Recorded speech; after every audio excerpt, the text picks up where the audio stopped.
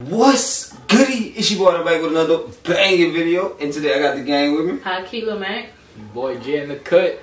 Look, today we was looking for a Larry video to do, so we got NBA legends explain how crazy good Larry Bird was. So it's a lot of Larry videos out there. So I'm gonna be trying to get a lot of them in, and most of them been good. And my biggest point on these videos, y'all, I've been trying to find the ones where it's not the same stories over and over again.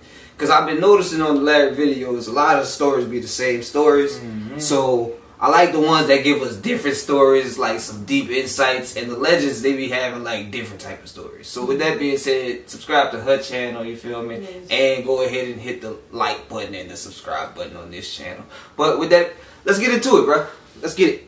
The man from Indiana who gave us an 80s to remember by lighting up a battle between the Celtics and the Lakers will forever be heralded as one of the players who saved basketball. Bird and Magic's coast-to-coast war and jaw-dropping styles gave the NBA the boost it needed before the emergence of Michael Jordan. But for Bird, with 3 titles, 2 Finals MVPs, and 3 consecutive MVP seasons, some forget just how good he really was. Today we look at NBA players explaining how crazy good Larry Bird was in his prime. Before we get into all that, if you want to win a PS5 with NBA 2K22 and Madden NFL 22 included, leave a like, comment, subscribe, and turn on notifications to enter the giveaway. When speaking of the NBA's greatest of all time, there's always 5 or 10 guys that hit the list. Each carries a different generation. From 50s Bill Russell to 60s Wilt Chamberlain or 70s Kareem Abdul-Jabbar, 80s Magic Johnson, 90s Michael Jordan, 2000s Shaquille O'Neal and Kobe Bryant, to today's LeBron James. Some get overlooked when they shouldn't, for example, Tim Duncan. And others get left behind because of the lack of titles, like Charles Barkley. What happens when all these players talk of another great as if he was like no other? Larry Bird was lauded by most of these legends, because he was one of them too.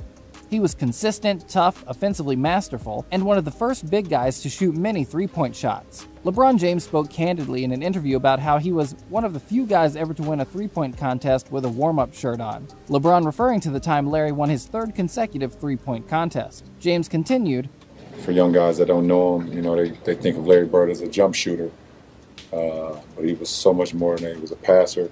He averaged double-digit rebounds. He defended, took charges. And, you know, he's a straight-up complete basketball player, and me as a small forward."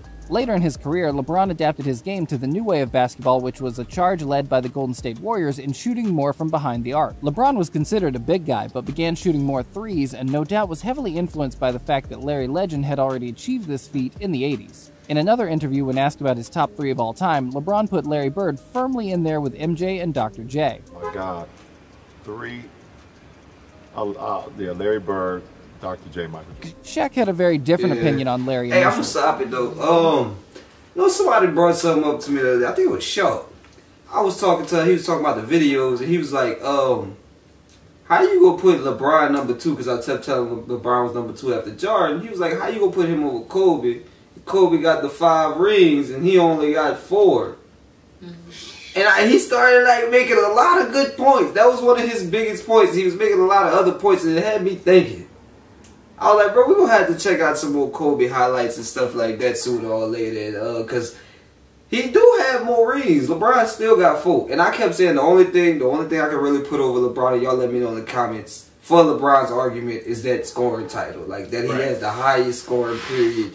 He took that from Kareem. Nobody going to break that for many years. That's the only thing he really got. But taking everything into consideration, I think Kobe would probably be a firm number 2 over LeBron. Which is crazy, but you got to think about it. Like the numbers, it was like 19 to like 18 in All Stars. It's crazy, bro. And MVPs, I think it was like 4 to 4.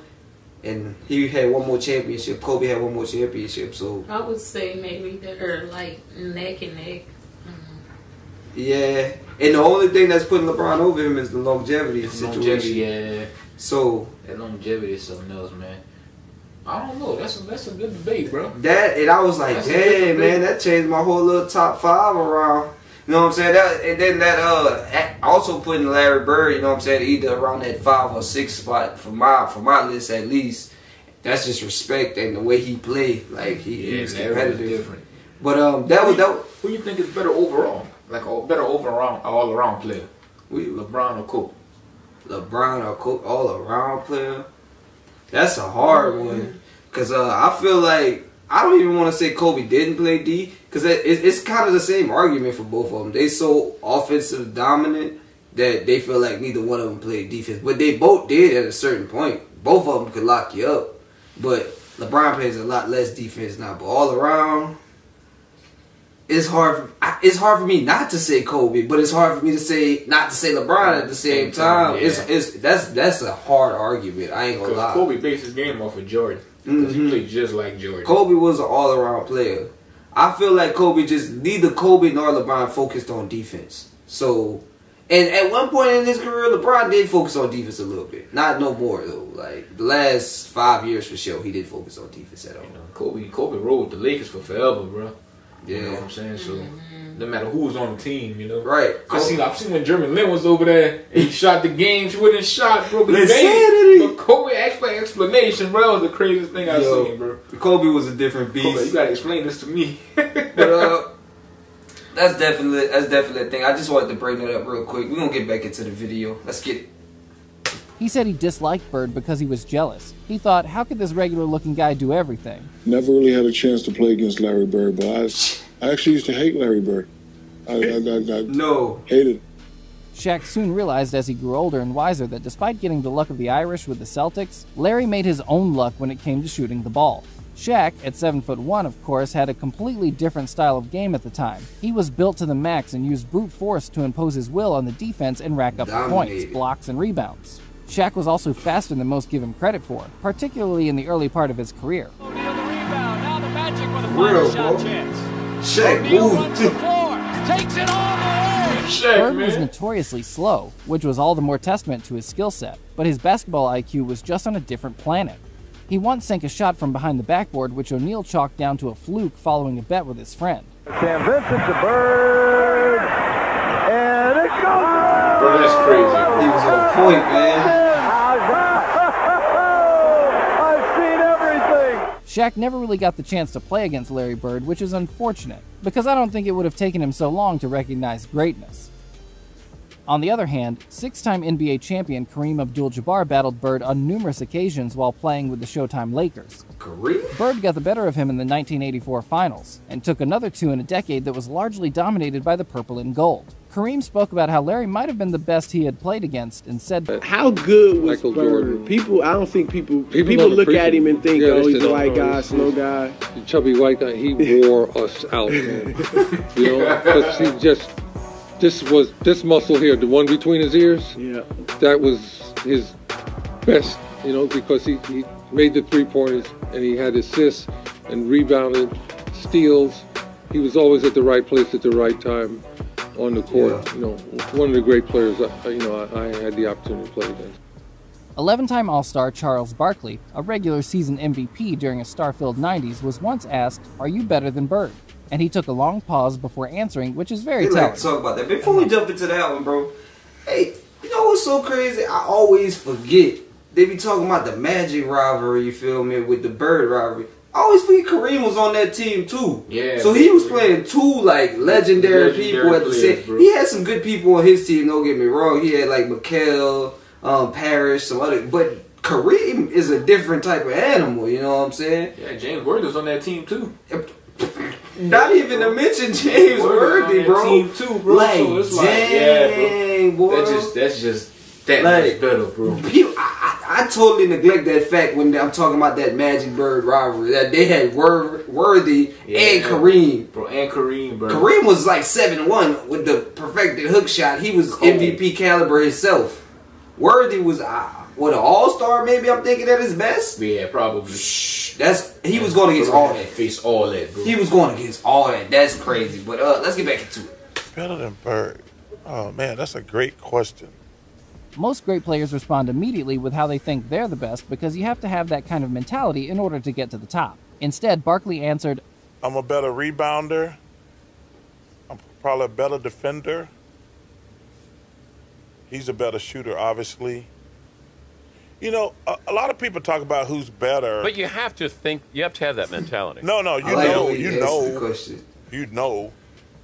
Like I think, you know, it's a team game. I think deep down he knew that Bird was a better player, and for No, someone as yeah, good as that's Chuck what he stuff like it that, had to be. he He knew didn't how want to heavy say the it. weight of Larry Bird's legacy was. Former teammate Kevin McHale also references how unreal Bird was to play with. McHale was Bird's right-hand man while playing with Boston, claiming the Sixth Man of the Year award twice, along with 7 All-Star appearances.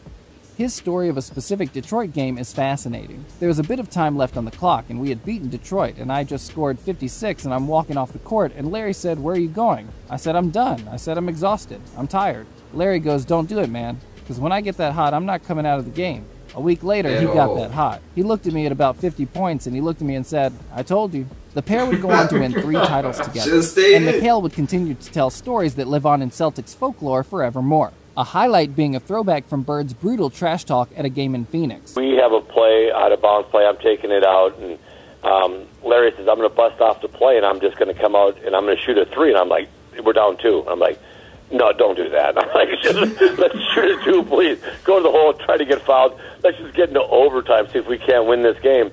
And Larry says, "No, I'm just going to bust a 3 on him." And I'm like, "Oh my God!" So he tells the Phoenix bench, he tells the coaches, "Yeah, I'm just fixing to bust a 3 on you guys and just go home. I'm tired of this." And he gets the ball, jumps out, busts the play, comes out, gets the ball at the slot, shoots the ball. As the ball's in the air, he kind of turns towards the Phoenix bench and yells, "Told you so!" Larry's mental game was such that he could just open up any team and tear them apart. He would use psychological warfare on a regular basis. Players speak of his toughness not because of his size or physicality, but because of his mind. He would impose his will on the opposition and could force them off their game just as much as he could switch on his. A mastermind at trash talk tactics, Larry Bird will forever go down in history as one of the greatest trash talkers of all time. And in the 80s, that mattered. With players such as Bill Laimbeer, Hakeem Olajuwon, Magic Johnson, and the eventual emergence of Michael Jordan, Bird did what was necessary in order to gain that mental edge that took him over the top. Right. That pass is sick. James Worthy, the 1988 Finals There you MVP, go. simply stated that Larry was trash talking all the time, but the problem was he could back it up. Yeah, he could back it up. So yep. When you're arrogant and you can back it up, you're not arrogant, you're just good. And Larry was good. Even Worthy's former teammate Magic Johnson spoke on the fact that he had a real dislike for Larry Bird as far back as their college playing days for the very reason that Larry would constantly get the better of him. Johnson claimed in a recent interview during a press build-up for the Broadway play about the pair that after he beat Larry in the NCAA championship game in 1979, the most-watched college basketball game ever, by the time he got to the Lakers, they were 0-8 to the Celtics. You had to hate the Celtics to beat them because when I got here, we were 0-4, I think 8, and then the first time against the Celtics and then in championship series, and then we lost that in '84. That made us 0-9, I believe. And later is quoted as saying, "When I played, Larry Bird was the only one I feared." Not bad when hearing it from a 5-time champion and one of the true great basketball players of all time. At the 2019 NBA Awards, Johnson received the NBA Lifetime Achievement Award, but it was shared with guess who? Larry Bird. Bird was simply the king of talking the talk and actually going out and walking the walk. Listen, man, retirement is great for you because you never talked this long. Dominique Wilkins recounts one of the most famous games where Larry Bird promised Kevin McHale he was going to break McHale's record against Atlanta. Wilkins said, "He got so hot in that game that you talk about that patented step back. He was doing that step back and he switched it to his left hand 3 separate times in that game. Hit a 3. Damn. He was scoring anywhere on the floor that he wanted. Is this when the bench was giving each other 5? So did you get in a fight with them after the game? Forget Larry. Did you beat anybody on the bench? Because you giving 5, he's scoring on me. Every one of those guys got fined $3,000. Okay. Larry's legend lives on because of the greats that want to tell them. The reason there's a list of top 10 players who consistently call Bird their toughest opponent or one of their all-time greats is because Larry himself is in that list. Larry is a top 10 baller of all time. His style doesn't matter when his skill sinks the opposition. Because above all, the opposition will remember. They'll remember the steals, the shots, the clutch plays, and the trash talk. They'll remember the Bird from the early 80s, not from the early 90s. The Larry who stepped out on the court in his warm-up jacket and made Michael Jordan recoil in envy. MJ announced, "He ain't took off his top yet." I didn't see when he took off his top. Well, when Bird did, it was all business. He may as well have taken a mop and bucket to the floor because he was about to clean up. He was an impetuous and never relenting opponent that took the life from anyone who stepped onto his battlefield. The consensus is a resounding stamp of legendary status for the man who will forever go down in the history books as one of the greatest ever players, and arguably the greatest ever Celtic to grace the court. What did you think of Larry Bird in his prime? Okay. I thought it was a good video, man. Larry Bird go crazy. So we just get these in for every time y'all want to see him, you know what I'm saying? And I like the ones with the legends because they always give you those little inside stories from on the court. The little trash talking stories you never hear from the reporters or something unless you hear it from out of their mouth. That's why I like these type of videos. We're going to try to get more Bird videos in, basketball videos coming for y'all soon. As a matter of fact, I've been thinking, y'all, the NBA coming back around too. So them highlights and them game highlights, I'm going to try to catch some of them on the channel too, you know what I'm saying? So watch my Warriors, watch them Lakers. They got some interesting teams this season. So I don't know if y'all keeping track of like the actual NBA right now, but the Suns crazy. The Suns got a crazy squad with Bradley Beal, KD, and Devin Booker. And I don't know if Aiden hurt right now or not, but they still got Bol. And Bol. So I forgot about Bol. That squad is nasty. But I appreciate y'all for watching the video. If y'all want to see more Larry Bird content, make sure y'all like it and subscribe and hit the little buttons at the bottom. Subscribe to her channel also. Akila, mate. Drop it down in the comments. You feel me? But until next time, we out your dick.